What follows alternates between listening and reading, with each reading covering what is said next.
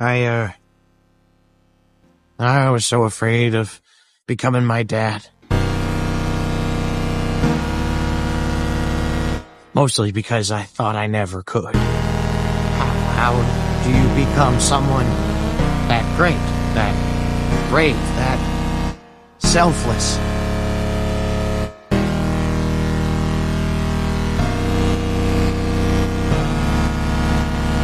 I guess you can only try.